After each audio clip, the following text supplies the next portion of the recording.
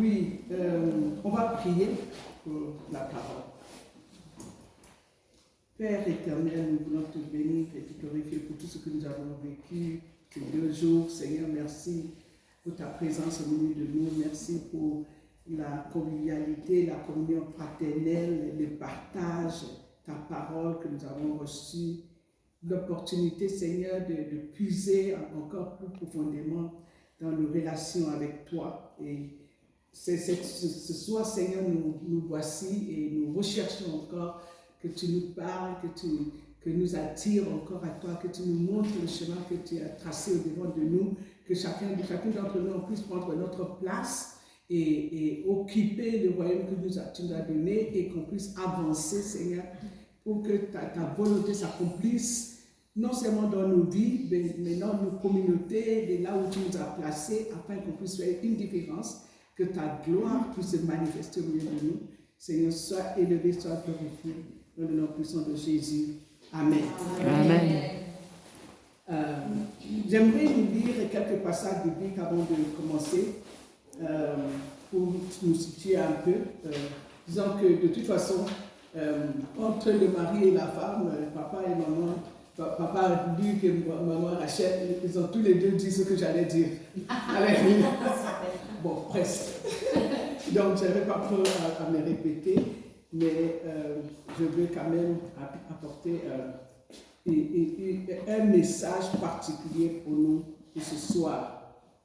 Et c'est au sujet de la gloire. C'est après la gloire que Dieu nous a appelés. Donc, je vais lire quelques passages pour commencer.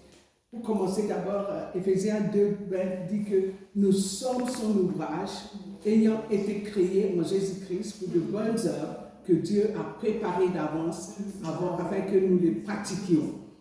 Ce passage ne mentionne ni homme ni femme. Nous sommes tous son ouvrage. Et ce mot ouvrage, c'est le mot d'où vient le mot poème.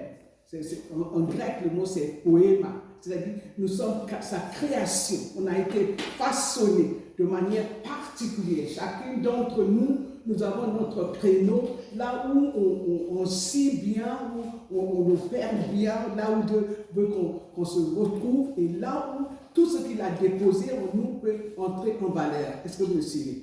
Donc, chacun d'entre nous, on est l'ouvrage de Dieu. Il y a des œuvres que Dieu a préparées d'avance avant qu'on les pratique. Donc, les œuvres que Dieu t'a préparées, moi, je ne vais pas les pratiquer.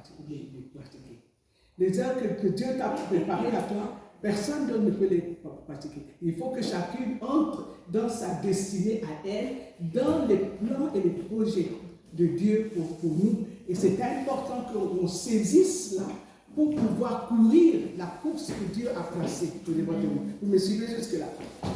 Alors, deuxième passage que j'aimerais lire, c'est dans Romains 8, verset 19 à 20. Il dit, aussi la création attend-elle avec un ardent désir la révélation des fils de Dieu, car la création a été soumise à la vanité, non de son gré, mais à cause de celui qui l'y a soumise, avec l'espérance qu'elle aussi sera affranchie de la servitude de la corruption, pour avoir part à la liberté de la gloire des enfants de Dieu. Or, nous savons que jusqu'à ce jour, la création tout entière soupire et souffre les douleurs de l'enfantement. Je n'ai pas besoin de nous décrire les douleurs dont souffre toute l'humanité actuellement, de toutes sortes, dans les différents domaines de la société, des lois iniques passées par les gouvernements, que ce soit ici, dans d'autres pays aussi, et les pratiques injustes, les situations terribles contre la nature que le gouvernement même est en train de promouvoir.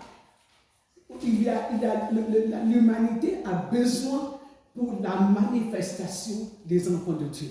Il faut que les enfants de Dieu se lèvent et se manifestent que non, on ne veut plus ça. Il faut que les choses changent. Or, laissez à nous seuls, on ne peut pas le faire tout seul. Il faut que la puissance de Dieu se manifeste au milieu de nous. Il faut que la gloire de Dieu qu'on trouve cela au milieu de nous. Il faut que Dieu intervienne. Il faut que Dieu se manifeste plus à notre égard. Est-ce que vous me suivez?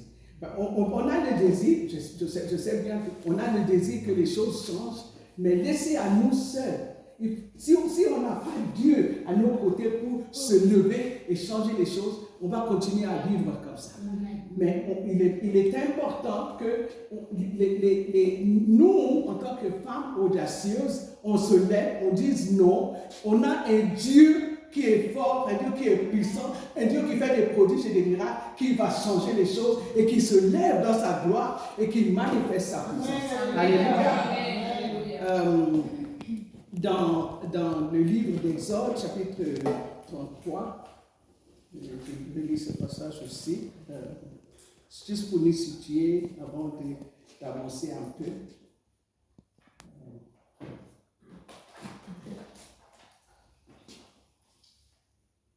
Dieu avait demandé à Moïse de se lever et de prendre les enfants d'Israël vers la terre promise.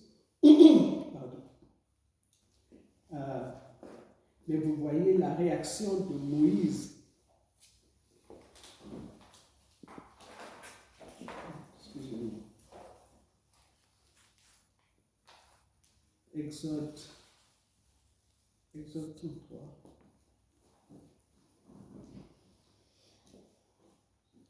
À partir du verset 12. Voici, dit l'Éternel à Moïse. Moïse dit à l'Éternel, pardon. Voici, tu me dis, fais monter ce peuple, et tu ne me fais pas connaître qui tu enverras avec moi. Cependant, tu as dit, je te connais par ton nom, et tu as trouvé grâce à mes yeux. Maintenant, si j'ai trouvé grâce à tes yeux, fais-moi connaître tes voies. Alors, je te connaîtrai et je trouverai encore grâce à tes yeux. Considère que cette nation est ton peuple. L'Éternel répondit, je marcherai moi-même avec toi et je te donnerai du repos. Moïse lui dit, si tu ne marches pas toi-même avec nous, ne nous fais point partir d'ici. Comment sera-t-il donc certain que j'ai trouvé grâce à tes yeux, moi et ton peuple? Ne serait-ce pas quand tu marcheras avec nous et quand nous serons distingués, moi et ton peuple, de tous les peuples qui sont sur la face de la terre? L'Éternel dit à Moïse, je ferai ce que tu me demandes, car tu as trouvé grâce à mes yeux, et je te connais par ton nom. Moïse dit, fais-moi voir ta gloire. L'Éternel répondit, je ferai passer devant toi toute ma bonté, et je proclamerai devant toi le nom de l'Éternel. Je fais grâce à qui je fais grâce, et miséricorde à qui je fais miséricorde. Vous voyez, Moïse était un homme aussi faible que nous. Et il avait des défaillances, des faiblesses, toutes sortes de choses que l'on peut trouver dans la vie des chrétiens ordinaires. Lui-même n'est pas chrétien à l'époque. Mais, mais avec tout ce qu'il a pu démontrer, c'était parce que Dieu était avec lui. C'est parce que Dieu avait démontré la victoire, sa gloire au travers de sa vie. Et il a su reconnaître que la présence de Dieu lui était très très importante pour accomplir ce que Dieu a mis devant lui. Et je suis convaincu que dans les discussions qu'on a eues pendant ce week-end et les partages et tout, peut-être des choses que Dieu vous aurait dit entre-temps au fil des années, que dans vos cœurs remis déjà les idées de ce que vous pouvez faire et des choses qu'il y a à gérer, des situations à résoudre et tout. Et je suis convaincu que Dieu veut les faire. Mais une chose est vraie, que si Dieu n'est pas avec nous, on ne peut rien faire. Au fait, Jésus disait dans Jean 5, 19 que lui, Jésus, notre Sauveur, lui disait qu'il ne pouvait rien faire, si ce n'est que ce qu'il voyait Dieu faire. Si Jésus était comme ça, à plus forte raison que nous. Donc, on a besoin que la gloire de Dieu soit avec nous, soit sur nos agissements et tout ce qu'on fait, qu'on soit dans la présence de Dieu tout le temps pour savoir ce que lui, il est en train de faire, afin de le faire avec lui. Alléluia. Et c'est ça la chose la plus importante que j'aimerais qu'on retienne avant de partir d'ici. Parce que je suis convaincu que Dieu veut changer les situations dans le monde. Dieu veut nous utiliser pour transformer l'histoire, transformer les situations, transformer les conditions difficiles où on se trouve. Dieu cherche des gens qui sont prêts à mettre leurs mains dans les siens pour pouvoir transformer le cours de l'histoire de l'humanité et pour démontrer sa puissance et sa gloire. Alléluia. Je vais regarder trois exemples dans la Bible des femmes qui ont su marcher avec le Seigneur, à que ça nous serve à titre d'exemple. Comme ça nous a été dit, voyez, la nécessité d'oser vient du fait qu'on connaît le Dieu à qui on a affaire. Est-ce que vous me suivez? Le Dieu qui est fidèle, le Dieu qui ne change pas, le Dieu qui garde ses alliances, le Dieu qui est un bon Dieu, un Dieu qui est merveilleux et glorieux. Et comme je vous ai dit hier, la seule chose que Dieu demande de nous, c'est notre disponibilité. Qu'on lui soit disponible, c'est tout. Il ne nous demande autre chose. Et qu'on soit à son écoute, qu'on soit alerte et vigilant, de sorte que quand il va demander, on est là. Et au cours de nos agissements de tous les jours, on n'a pas besoin d'être spécialement équipé d'une manière ou d'une autre. Bon, je ne minimise pas la nécessité de faire des études, et surtout des études bibliques et tout. Mais ce que je dis, c'est qu'on ne se minimise pas par rapport à ce qu'on a acquis et les difficultés qu'on a eues dans le passé et tout ça. Tout cela ne peut pas nous déranger Dieu, parce que Dieu se servira de qui lui est disponible, parce que c'est sa puissance dont il est question, c'est sa force, c'est son onction, c'est sa grâce, c'est sa bonté, c'est son amour. C'est lui qui fera le tout, c'est sa grâce qui nous est disponible. Alléluia. Amen. La première personne que j'aimerais qu'on regarde, c'est la femme qui s'appelle Jaël. Donc j'aimerais regarder le côté politique des choses, parce qu'on a besoin de femmes au niveau politique pour faire des interventions. Et on n'a pas besoin, ce n'est même pas, Jaël au fait à l'époque, c'était une femme de ménage, on dira housewife. Femme de maison. Femme de maison. Dans le foyer. Dans le foyer. Femme de foyer. Elle n'était pas, c'était pas quelqu'un elle ne sortait pas pour aller travailler. Elle était chez elle. Mais elle était quand même, elle connaissait ce qui se passait dans le pays à l'époque. Elle n'était pas ignorante, vous me suivez. Elle n'était pas ignorante de ce qui se passait. Et elle était prête. Si vous voulez suivre, vous ne pouvez pas lire, le passage est très long, mais c'est dans Juges 4 et 5. C'était à l'époque où il y avait la guerre entre le peuple d'Israël et leurs ennemis, des Philistins, je pense, à l'époque.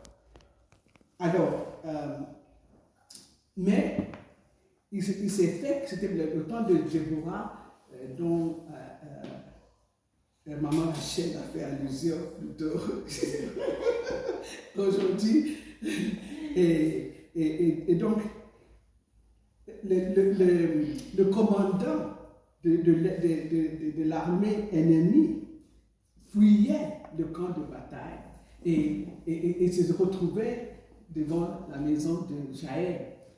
Donc, Jaël, elle n'était pas ignorante, elle n'était pas stupide, elle était consciente de ce qui se passait et sûrement qu'elle était aux aguets. Elle était prête, elle avait la disposition pour voir dans quelle direction le Seigneur allait l'orienter. Vous voyez, c'est quelqu'un qui avait Dieu avec elle et qui était prête à suivre les directions que Dieu allait lui donner. Donc, elle avait bien accueilli Jaël, et Jaël s'est bien trouvé à son aise, jusqu'au point qu'il a demandé à boire, à manger et tout. Elle lui a fait toute la hospitalité nécessaire. Je suis sûr que si c'était de notre temps, il lui aurait fait un gâteau et donner des biscuits et chocolat chaud et tout, et de sorte qu'il se sentait bien à l'aise jusqu'au point qu'il s'est reposé même pour dormir dans sa tente. Et elle n'a pas dit, ah, moi je ne sais pas, je laisse tomber, il est venu chez moi, c'est un capitaine, il est grand, moi je suis honoré qu'il vienne chez moi. Non, elle reconnaissait qu'il y avait une guerre. Elle reconnaissait le camp auquel elle appartenait. Donc, le fait d'être gentil ne veut pas dire qu'on nous reconnaisse pas qu'on est dans une bataille, il y a une guerre, et on doit se positionner convenablement. Et c'est ce qu'elle avait fait. Elle est restée à l'écoute de Dieu pour savoir comment faire. Et elle a saisi l'occasion pour aller maintenant tuer le monsieur là où il se trouvait. Il fallait du courage. Vous ne croyez pas? Pour faire ce qu'elle a pris le pied de la tente pour maintenant le mettre sur son oreille et il est mort directement. C'est ce que moi j'appelle audacieuse. On ne peut plus être audacieuse que cela. Non. Et vous savez, à l'époque, une fois que le capitaine est vaincu, toute la guerre est gagnée. Et au travers elle seule, la guerre a été gagnée pour toute la nation d'Israël. Et voilà le genre de modèle que nous devons suivre. C'est une femme comme nous, une femme de maison, une femme qui s'occupait de son foyer. Elle n'avait pas de degré, de licence ou de qualification particulière, mais elle avait Dieu. Alléluia. Dieu était avec elle et elle écoutait Dieu, elle suivait les instructions, elle a pu délivrer son peuple et vraiment, tu voyais, elle a démontré la sensibilité au Saint-Esprit, elle a démontré le courage. Et la Bible ne nous a pas dit, mais sûrement, elle a démontré l'obéissance à Dieu. C'était une femme normale, comme toi et moi.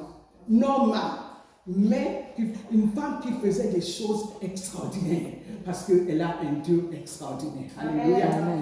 La deuxième femme dont je vais parler, c'est Abigail, dans 1 Samuel chapitre 25.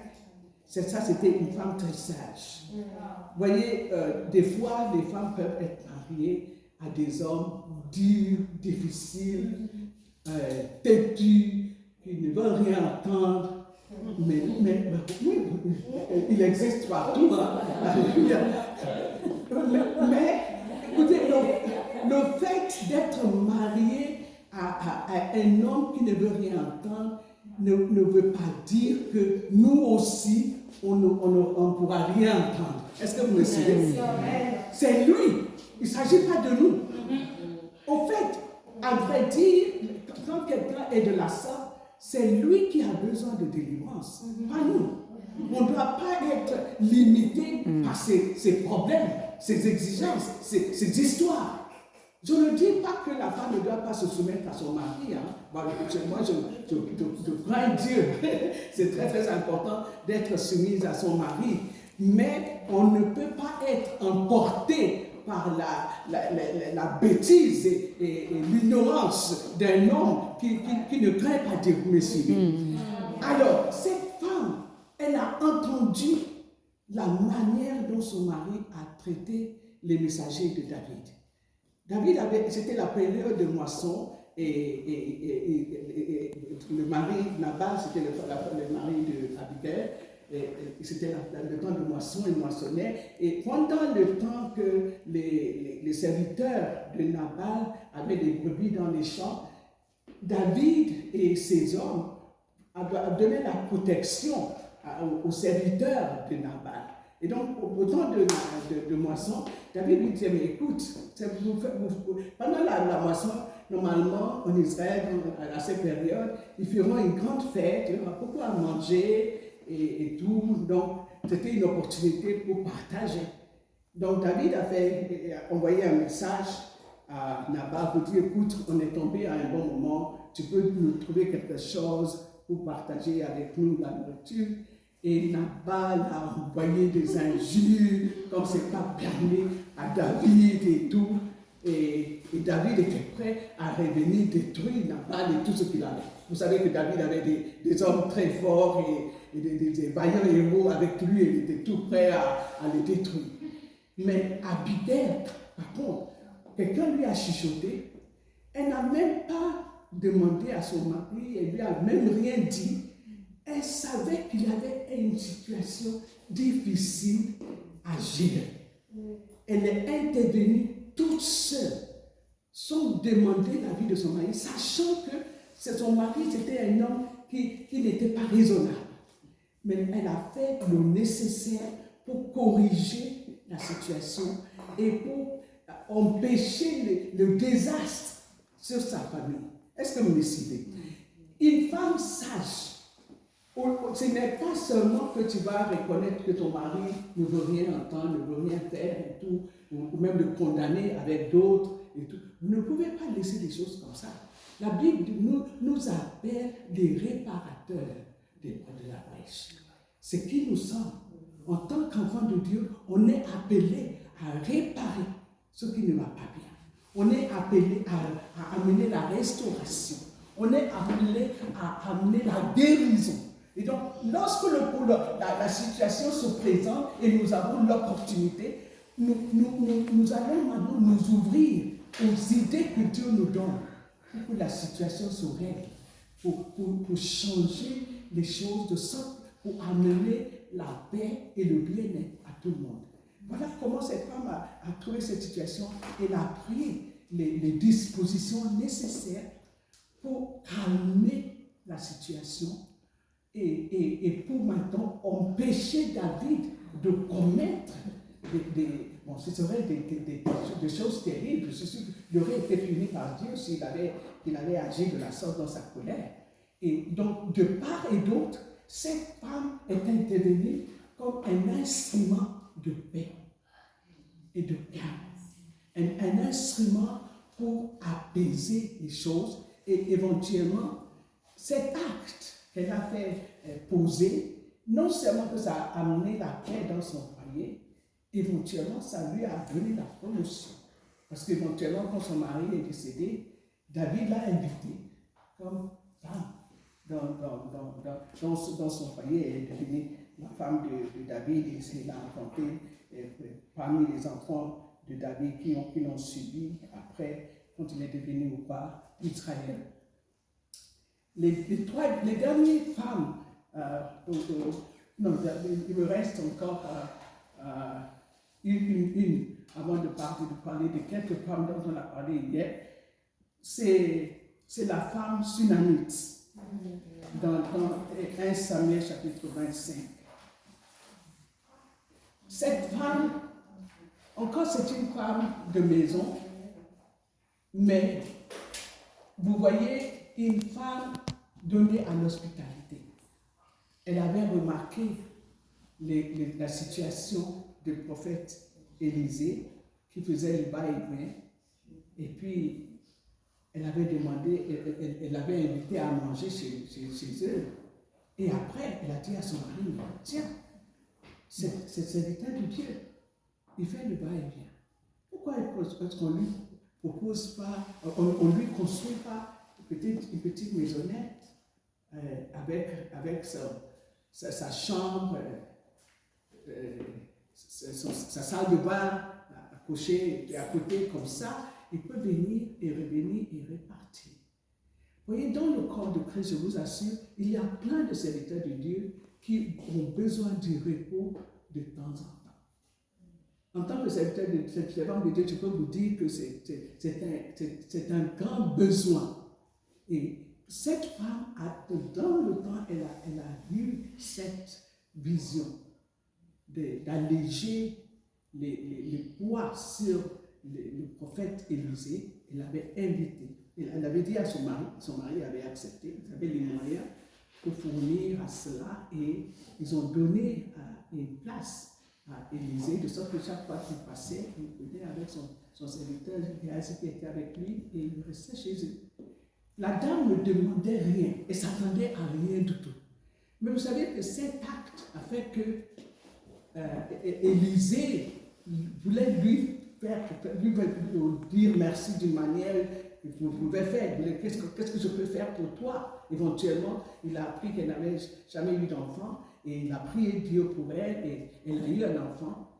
Ce qui est remarquable chez cette femme, c'est que quand l'enfant est décédé, cette femme n'a rien dit à personne, même pas à son mari. Est-ce que vous me suivez? Elle a tout simplement envoyé à son mari de lui envoyer une âne parce qu'elle devait partir quelque part. Cette dame, elle connaissait la puissance de Dieu.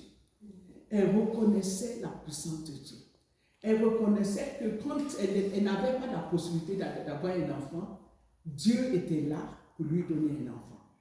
Et ce même Dieu qui a pu lui donner un enfant, quand l'enfant est décédé, elle s'est rappelée que ce même Dieu est capable aussi de ramener l'enfant à vie. Et donc, quand l'enfant est décédé, elle n'a rien dit, elle ne s'est même pas dérangée, elle a juste mis l'enfant sur le lit du prophète, et puis elle est partie chercher le prophète.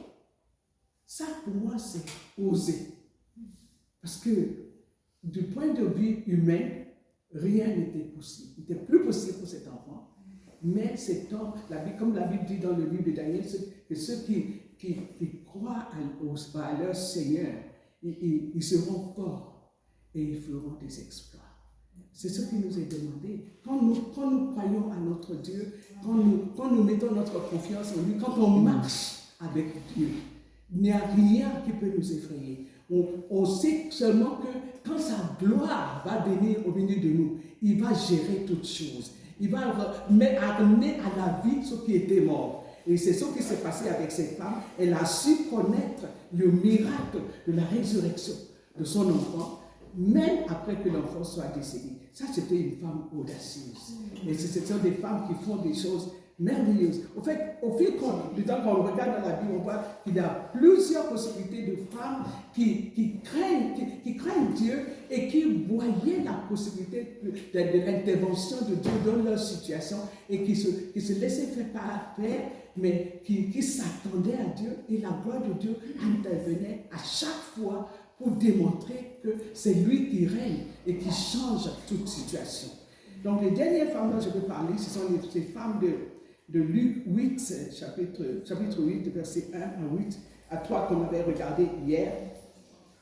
C'était ces femmes qui s'est donné la responsabilité pour prendre soin de Jésus. Alléluia.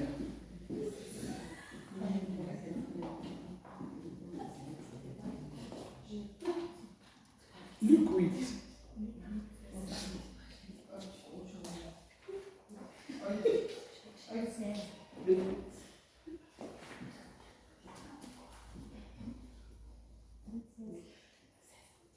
Je lis verset 1. Ensuite, Jésus allait de ville en ville et de village en village, prêchant et annonçant la bonne nouvelle du royaume de Dieu.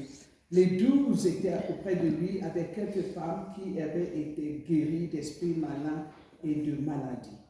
Marie, dite de Magdala, de laquelle étaient sortis 7 démons, Jeanne, femme de Chuza, intendant d'Hérode, Susa et plusieurs d'autres qui l'assistaient de leurs biens.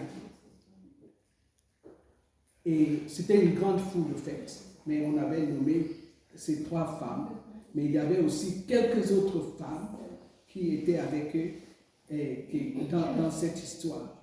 C'était ces mêmes femmes que nous voyons à la résurrection de Jésus dans Luc chapitre 24.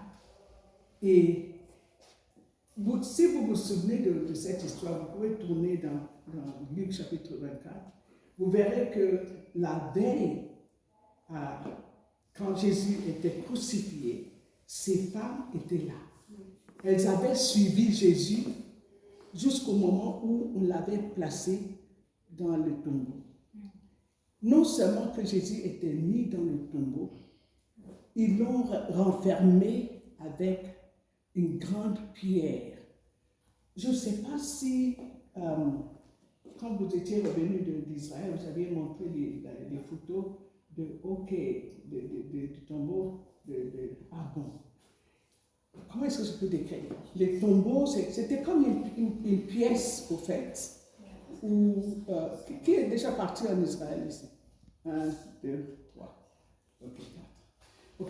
C'est comme une pièce, et c'est comme un lit à l'intérieur, une petite pièce, mais il y a une petite porte, mais devant cette porte, ils mettent une grande pierre. Quand je dis grande, je dis lourde pierre, que si on doit enlever la pierre, il faut l'un de ces camions pour maintenant le tirer. C'est très lourd.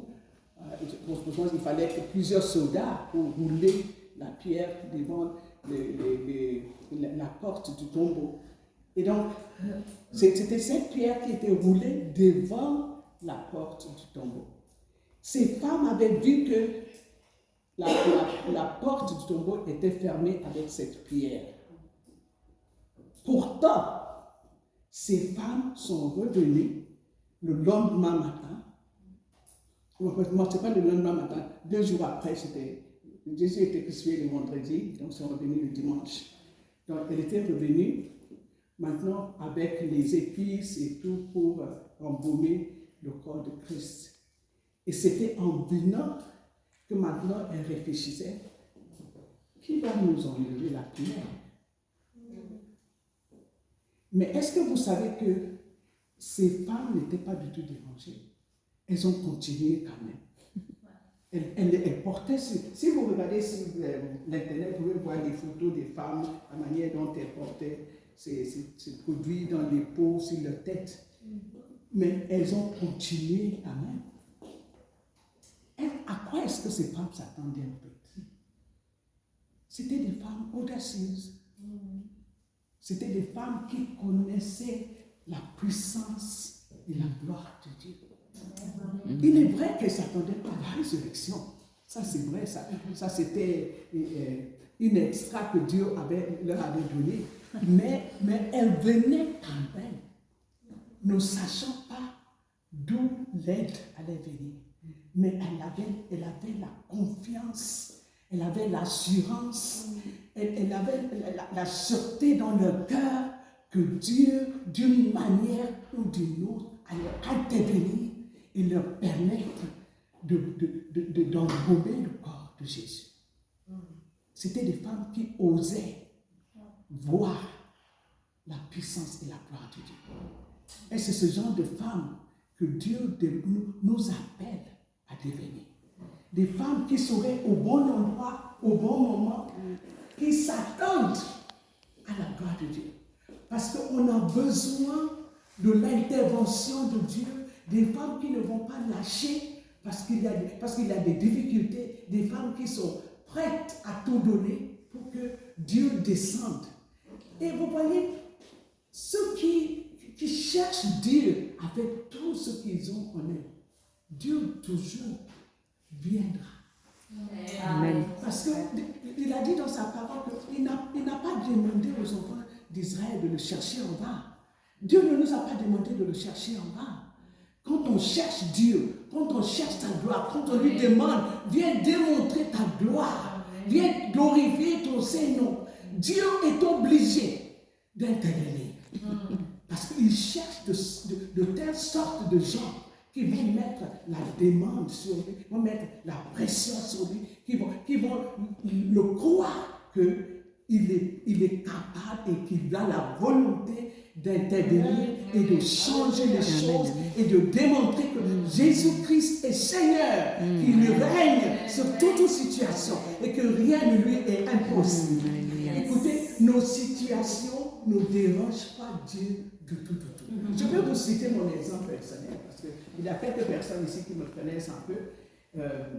Ça fait 4 ans maintenant que mon mari de 52 ans est parti dans la présence du Seigneur et ça m'a cassé comme c'est pas permis. Je ne peux même pas vous dire comment, mais c'était terrible.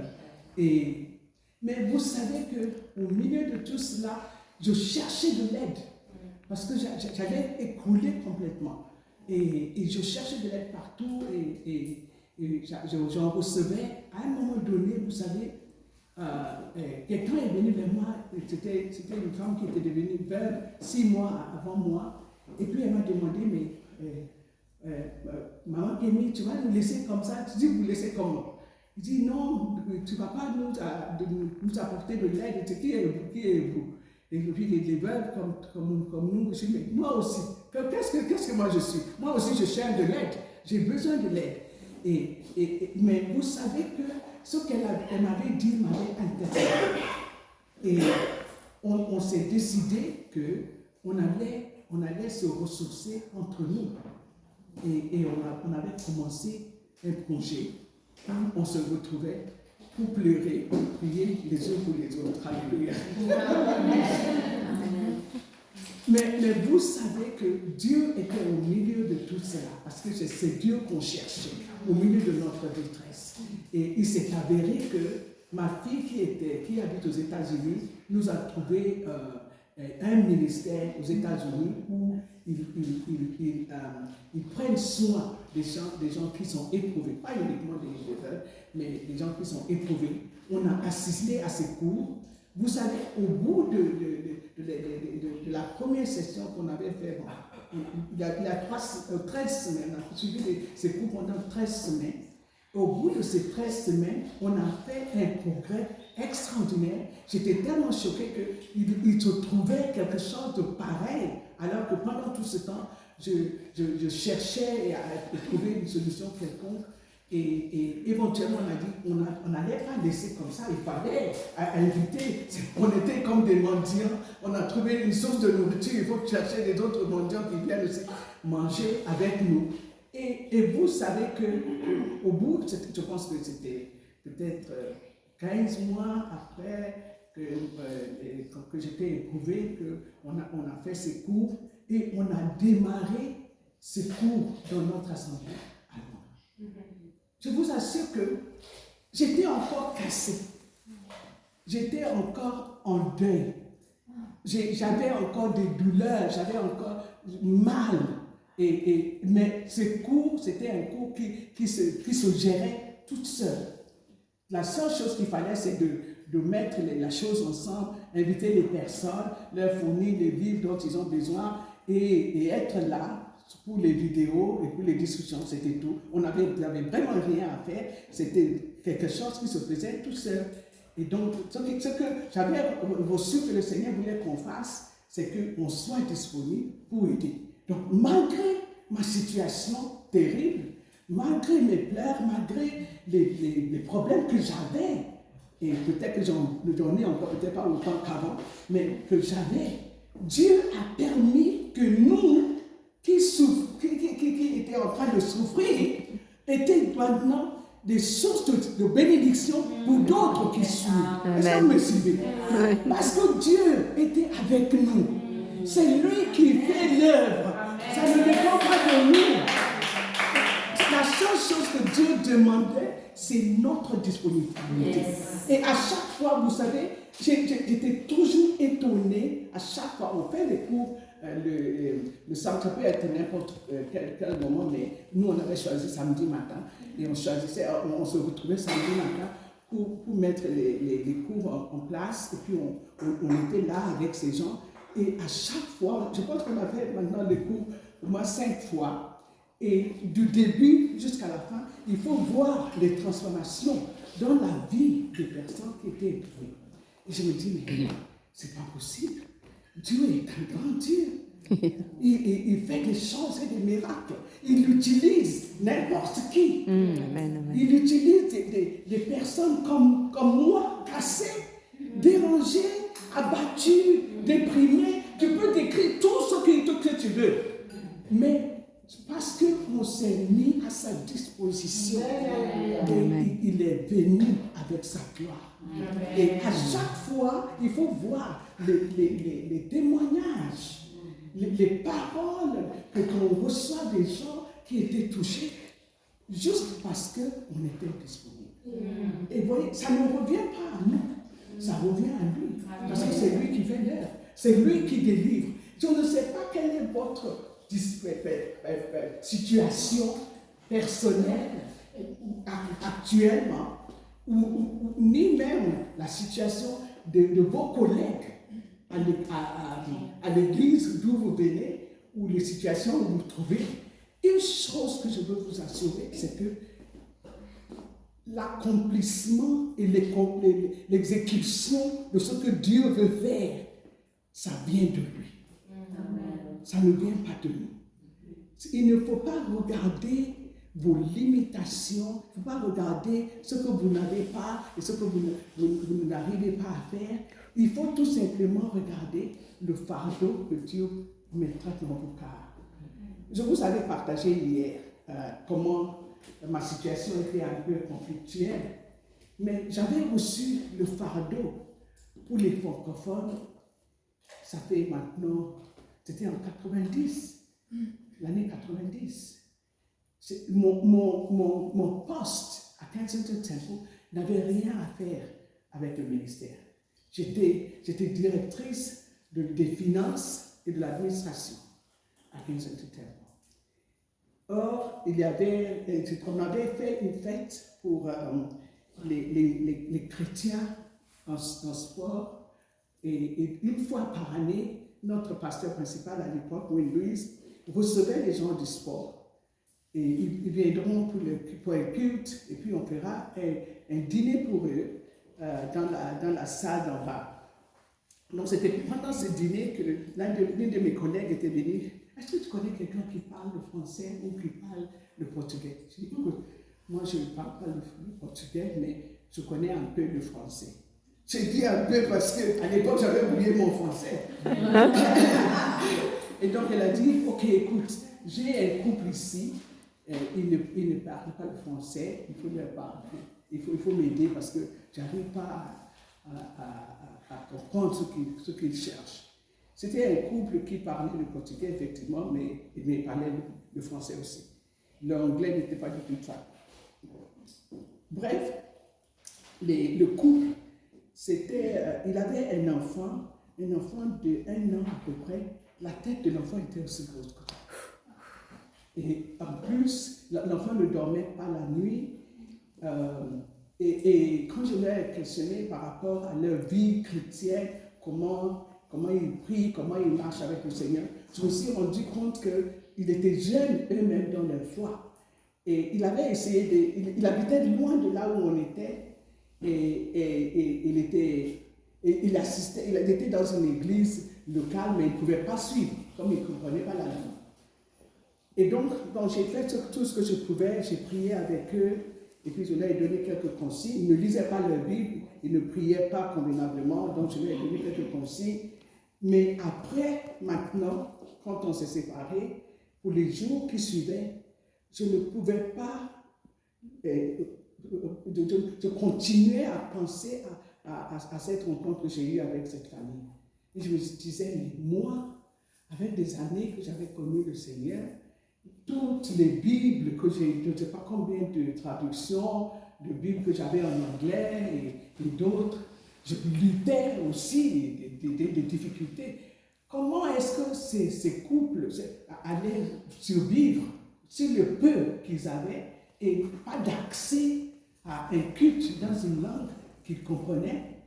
C'est là où j'avais ressenti que le Seigneur disait, moi, il faut aller commencer quelque chose pour eux. Je dis, moi, avec tout ce que j'ai à faire à l'eau de Katie, personne ne va accepter. Non, je ne pense pas. Éventuellement, j'avais obéi. Bon, je n'avais pas obéi. J'avais appelé une dame qui parlait le français, que je connaissais, qui parlait le français. Et on a prié ensemble pour voir est-ce que c'est vraiment de Dieu ou bien c'est mon imagination à moi. On a prié ensemble et on a reçu que, effectivement, c'est ce que Dieu voulait qu'on fasse. Et après, je suis allée voir, Pasteur Conny était devenu maintenant le pasteur principal. Et j'étais par obéissance, parce que je me suis dit, j'ai trop de choses à faire. Mes responsabilités au sein de l'Église n'avaient rien à faire du côté pastoral. J'étais plutôt du côté administratif, finance et administration. Je faisais aussi la recherche, mais ça n'avait rien à faire avec le côté pastoral. C'est clair, c'est différent. Bon, je vais y aller parce que Dieu m'a mis ça à cœur. Je sais que Colin a dit que Kémy, tu n'as pas le temps, concentre-toi sur ton poste et c'est bon, on verra. Donc, je suis allé le voir, je lui ai dit, écoute, voilà ce qu'on a reçu et qu'est-ce que tu penses? Il a dit, oh, très bien, tu commences quand? Je dis, je ne m'attendais pas du tout à ça. Ah bon? C'était au mois de mai, je pense, parce qu'on a reçu le avril, c'était le mois de mai que j'étais allé le voir. J'ai dit, ah bon? J'étais choquée. Et vous voyez, donc j'étais maintenant obligée de repartir. Et puis après, il y avait plusieurs personnes qui se retrouvaient avec nous, on priait ensemble. Au début, on priait ensemble 1 fois par mois, et puis on a changé à 2 fois par mois. Finalement, on a commencé chaque semaine. Et avant que tu le saches, on est devenu une assemblée régulière.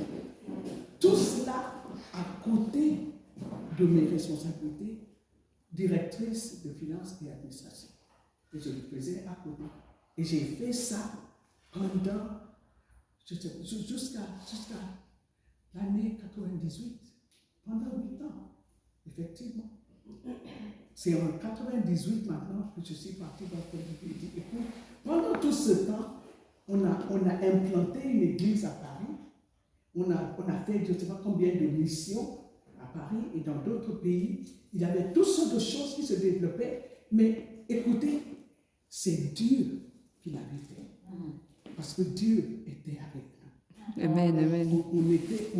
On était soumis à lui, on était dispo à lui. Et Dieu ouvrait le chemin, il pourvoyait tout ce qui était nécessaire, des contacts, des personnes, de l'aide, des finances, parce que c'est ce qui est dans le cœur de Dieu de faire. Et une chose que je me rappelle et qui me rend vraiment humble, c'est que si Dieu fait appel à moi et je refuse, vous savez quoi? Il va choisir quelqu'un d'autre. Reinhard Bonnke, vous connaissez, avec le grand ministère qu'il a exercé, il avait dit que lui, il n'était pas le premier choix. Il n'était pas le deuxième non plus. Donc, écoutez, mes sœurs, nous avons intérêt à répondre à l'appel que Dieu a mis dans nos vies, dans nos cœurs. Il y a des gens qui sont dans le besoin. Il y a des gens qui ont prié à Dieu. Il y a des gens qui s'attendent aux réponses que nous sommes pour leur situation, pour que Dieu soit glorifié. Il y a des gens pour qui nous sommes les portes d'entrée. C'est de la même façon que Jean-Baptiste était la porte pour que Jésus passe. Il y a des personnes pour qui nous devons ouvrir la porte. Et au jour d'aujourd'hui, je bénis le Seigneur pour les opportunités qu'il m'a données. Parce qu'il y a plein de gens que le Seigneur m'a permis d'être la personne qui ouvre la porte pour eux. Et aujourd'hui, le Seigneur les utilise plus que moi. Gloire à Dieu. Ça, c'est ma joie. Et c'est ma gloire aussi. Parce que Dieu m'a choisi pour que j'ouvre la porte. De la même façon que Marie a ouvert la porte à Jésus. Elle avait accepté d'être la maman de Jésus. C'est pareil pour nous tous. Chacune d'entre vous, vous avez besoin de démontrer la gloire de Dieu dans vos vies. Nous tous, je dirais nous, on a besoin de pouvoir changer les choses parce que nous servons un Dieu qui est fort, un Dieu qui est puissant. Il faut que le monde voie la gloire de Dieu au travers de nos vies. Sinon, ils ne vont pas nous prendre au sérieux. Sinon, ils ne vont pas nous respecter. Sinon, ils ne vont même pas croire à notre Dieu. Nous avons intérêt à être les portes au travers desquelles les miracles et les prodiges de Dieu vont se manifester. Il y a des situations que seuls les chrétiens peuvent être des solutions. Et c'est nous qui allons apporter cette solution en agissant selon la direction que Dieu nous donne. Et écoutez, pour cet après-midi, ma prière, en ce qui concerne chacun d'entre vous, c'est que Dieu manifeste sa gloire au travers de vos vies. Ma prière, c'est que Dieu manifeste sa gloire au travers de vous, jusqu'au point où quelqu'un va vous reconnaître. Ils vont reconnaître que vous avez quelque chose sur vous. C'est de la même façon que Joseph avait été reconnu en Égypte parce qu'il avait la gloire de Dieu sur sa vie. Il avait la possibilité d'interpréter des rêves et on l'a nommé. Et je suis sûr qu'il y a un don particulier, il y a un talent, il y a une porte que Dieu veut utiliser dans la vie de chacun pour que le monde fasse attention de nous, que le monde nous identifie comme les personnes concernées pour apporter la solution, pour siéger ou prendre la responsabilité pour la situation. Que le monde nous donnera une voix lorsque la gloire de Dieu se manifeste au travers de nos vies. Le monde va nous respecter lorsque Dieu se manifeste au travers de nous, au travers de sa gloire. Et lorsque la gloire de Dieu se manifeste dans nos vies, on va sortir de l'oppression. Même les situations qui nous dominent, ça va vraiment lâcher prise de nos vies parce que Dieu va manifester sa puissance au travers de nos vies. Donc cet après-midi, j'aimerais qu'on se lève et qu'on prenne du temps vraiment pour réclamer la gloire de Dieu dans nos vies. Je ne sais pas au fil de ce week-end ce que Dieu vous aurait révélé, ce désir que Dieu aurait mis dans vos cœurs, ce rêve que vous avez peut-être, ou même le fardeau que Dieu aurait déposé dans vos cœurs. Peut-être que vous êtes dit, comment est-ce que je vais le faire? Je n'ai pas la capacité. Comment est-ce que ça va se réaliser? Laissez à Dieu la manière dont les choses vont se réaliser. C'est lui qui fait les choses. C'est lui qui fait les produits. C'est lui qui fait les miracles. C'est lui pour qui rien n'est impossible. C'est lui qui ouvre, personne ne peut fermer. C'est lui qui ferme, personne ne peut ouvrir. C'est lui qui a la gloire. C'est lui qui aura la gloire finalement. La seule chose que Dieu demande de nous, c'est qu'on soit disponible. Levez les mains vers Dieu et reconsacrez vos vies.